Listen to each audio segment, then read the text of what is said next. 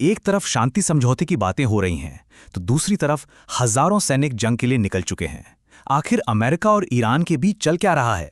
आइए आज इस पूरी उलझन को परत दर परत समझने की कोशिश करते हैं।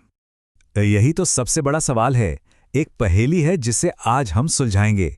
अमेरिका और ईरान दोनों की तरफ से इतने मिले जुले, इतने अलग अलग सिग्नल क्यों आ रहे हैं? आखिर इस बंद मुट्ठी में क्या है? मामला कुछ ही दिनों का है, लेकिन इन कुछ दिनों में पूरी कहानी ऐसे पलटी कि दुनिया भर में एक अजीब सी कन्फ्यूजन का माहौल बन गया। तो देखिए ये विरोधाभास कितना साफ है। एक तरफ अमेरिका ऐलान कर रहा है कि भाई एक पीस डील हो गई है, 5 दिन का सीज फायर है, और दूसरी तरफ ईरान साफ साफ कह रहा है कि हमारी तो कोई बात ही नहीं हुई, ना सीधे न किसी के जरिए। और ये टाइमलाइन देखिए, ये साफ दिखाती है कि जमीन पर जो हो रहा था वो शांति की बातों से कितना अलग था। मतलब एक एक दिन की घटना ये बता रही थी कि जो कहा जा रहा है और जो किया जा रहा है उसमें जमीन आसमान का फर्क है। तो सवाल उठता है कि अगर शांति नहीं थी तो फिर शांति का ऐलान किया ही क्यों गया? एक थियरी ये भी है कि इस पूरे खेल का असली मकसद डिप्लोमेसी नहीं बल्कि शेयर बाजार था।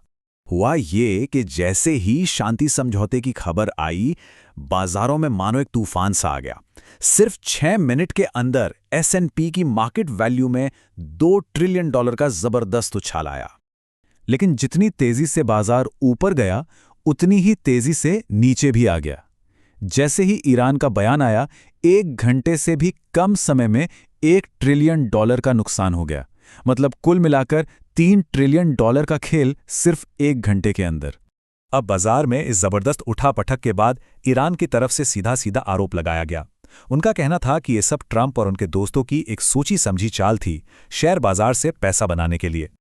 चलिए, पैसे की बात तो एक तरफ, लेकिन एक और थियरी है जो इससे भी ज्यादा गंभीर है। क्या ये जो शांति विराम का ड्रामा था वो असल में एक बड़ी सैन्य तैयारी पर पर्दा डालने के लिए था?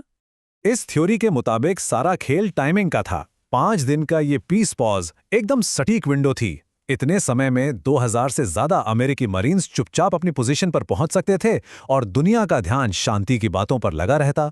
ये पूरी रणनीति गुड कॉप बैड कॉप वाली चाल से काफी मिलती जुलती है। मतलब एक तरफ अमेरिका, जो कि गुड कॉप है, वो शांति की बातें कर रहा था, और दूसरी तरफ इजराइल यानी बैड कॉप लगातार हमले करके ईरान पर मनोवैज्ञानिक दबाव बना रहा था। तो चलिए अब इन दावों और रणनीतियों से थोड़ा हटकर जमीनी हकीकत पर नजर डालते हैं। अगर अमेरिका सच में हमले की तैयारी कर रहा था तो ईरान कितना तैयार था? अमेरिका की तरफ से तो यही कहा जा रहा था कि जंग तो वो पहले ही जीत चुके हैं। उनके हिसाब से ईरान के पास न नेवी थी न एयरफोर्स, मतलब कुछ भी नहीं था। लेकिन जो जमीनी हकीकत थी वो इन दावों से कोसों दूर थी। ईरान की सैन्य ताकत एक ऐसी सच्चाई थी जिसे कम आंकना एक बहुत बड़ी, शायद एक बहुत महंगी भूल हो सकती थी। इसका सीधा सीधा मतलब ये है कि सिर्फ हवाई हमलों से ईरान को झुकाना लगभग नामुमकिन था। उनके ये मिसाइल शहर ग्रेनाइट के पहाड़ों में इतनी गहराई में बने थे कि उन्हें तबाह करने के लिए जमीन पर उतरकर हमला करना ही एकमात्र रास्ता बचता। और यहीं आकर अमेरिका एक बहुत ही मुश्किल दौराहे पर खड़ा हो गया, जहां उसके सामने 2 रास्ते थे और दोनों ही आसान नहीं थे। पहला रास्ता था अपनी सेना को वापस बुला लेना, जो एक तरह से हार मानने जैसा होता, और दूसरा एक खूनी जमीनी जंग शुरू करना। खुद पेंटागन का मानना था कि ये कोई छोटी मोटी लड़ाई नहीं, बल्कि हफ्तों तक चलने वाला एक लंबा और बेहद मुश्किल अभियान होगा।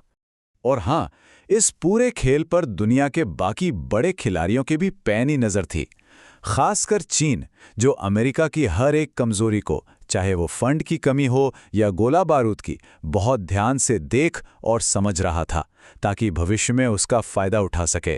तो आखिर में सवाल यही बचता है, जब जंग सिर्फ मैदान पर नहीं बल्कि बयानों में, शेयर बाजारों में और मिसाइलों से, यानी हर एक मोर्चे पर लड़ी जा रही हो, तो फिर जीत का असली मतलब क्या होता है? ये एक ऐसा सवाल है जिसका जवाब शायद इतना सीधा नहीं है।